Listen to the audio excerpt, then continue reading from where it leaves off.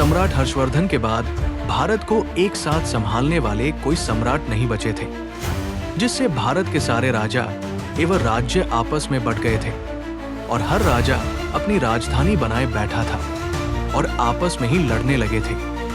सन 1100 में बुंदेलखंड राज्य की राजधानी महोबा में एक राजा थे जिनका नाम परमार था। उनके यहाँ दो महान वीर भाई योद्धा थे जिनका नाम दशराज और बछराज था।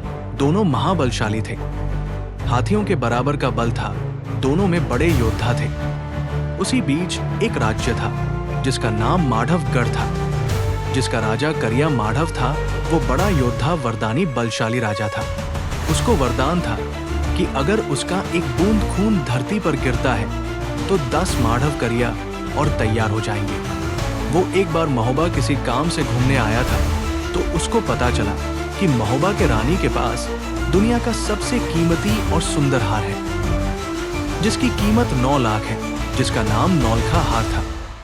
वो हार उसके दिल में बस गया। वो अपनी बहन को वो हार भेंट करना चाहता था। उस हार को चुराने के लिए उसने महोबा में युद्ध करने के लिए चढ़ाई कर दी और महोबा विजय कर लिया। और महोबा के दोनों बलवान योद्धा दक्षराज और वाक्षराज को बंदी बना के ले गया और अपने ये जाके उसने दोनों योद्धाओं के सिर काट के उस बरगद के पेड़ में टांग दिया जिसमें वो जीते हुए राजाओं के सिरों को टांग देता था और उनके शरीर को कोल्हू में पीसा दिया, जिसमें उस समय तेल बनाने की मशीन हुआ करती थी। बरगद में टांगी खोपड़ियां रात में रोया करती थी। उस समय महोबा में आल्हा बचपन में था और उदल अपनी मां के पेट में। 12 साल बाद उदल 12 साल के हुए और आल्हा 16 साल के। दोनों भाई अपने पिता के समान बलशाली और योद्धा थे।